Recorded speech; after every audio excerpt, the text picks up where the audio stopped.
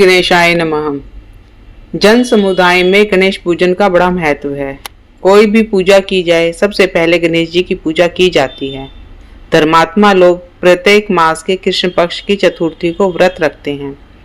व्रत रखने वाले को उस चौथ की कहानी कहनी, पढ़नी और सुननी होती है। श्रावण श्री गणेश संकटी चतुर्थी व्रत कथा के अनुसार इस व्रत को धर्मराज युधिष्ठिर ने किया था। जब धर्मराज राजयुक्त होकर अपने भाइयों के साथ वन में चले गए थे, तब उन्होंने भगवान श्री कृष्ण से अपने कष्टों को लेकर जो प्रश्न किया था उस कथा को आप सुनिए। युधिष्ठिर भगवान श्री कृष्ण से पूछते हैं कि हे पुरुषोत्तम, ऐसा कौन सा उपाय है जिससे हम वर्तमान संकटों से मुक्त हो सकें, हम लोगों को आगे किसी प्रकार का कष्ट न भोगना पड़े, कृपया ऐसा उपाय बताएं। भगवान श्री कृष्ण ने कहा कि हे राजन, प्रत्येक कामनाओं को पूरा करने वाला एक महान गुप्त व्रत है।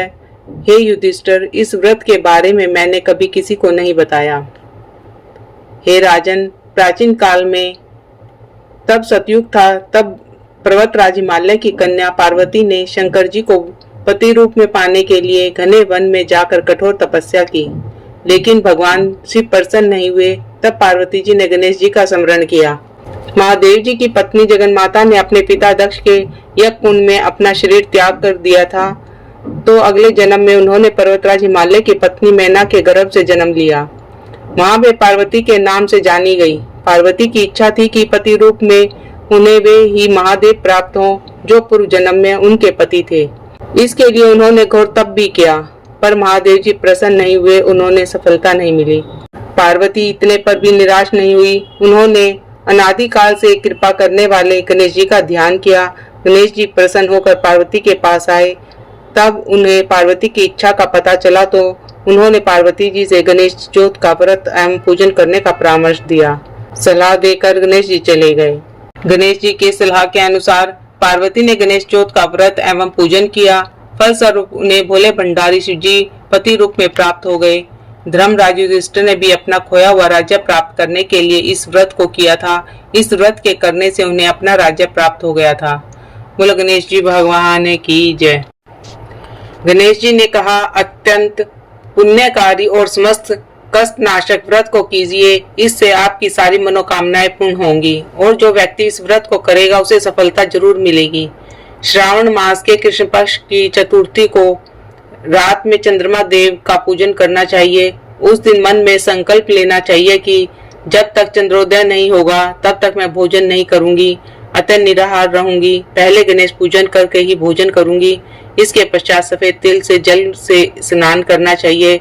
इसके बाद 16 प्रकार के उपचार से विधि पूजन करें। प्रतिमा का ध्यान करते हुए कहें, हे लंबोदर, 4 भुजा वाले देव, 3 नेत्र वाले, लाल रंग वाले, हे नील वर्ण वाले, शोभा के भंडार, प्रसन्न मुख वाले गणेश जी, मैं आपका ध्यान करती हूँ।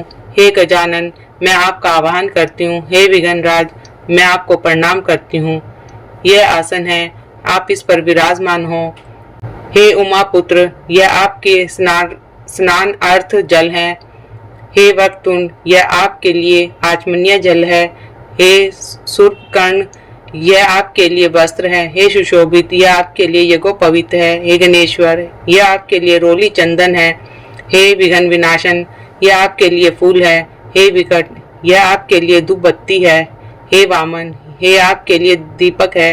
हे सर्वदेव, यह आपके लिए लड्डू का नैवेद्य है। हे देव, यह आपके निमित्त फल है। हे विघ्नहर्ता, यह आपके निमित्त मेरा प्रणाम है। प्रणाम करने के बाद क्षमा प्रार्थना करें। इस तरह से 16 प्रकार की पूजा करने के बाद भगवान को भोग लगाएं। फिर कहें, हे लंबोदर, आप व्यक्ति की सभी इच्छाओं को पूरा करने वाले हैं, आपको मेरा प्रणाम है। हे समस्त विघ्नों के नाशक, आप मेरी मनोकामनाओं को पूर्ण करें।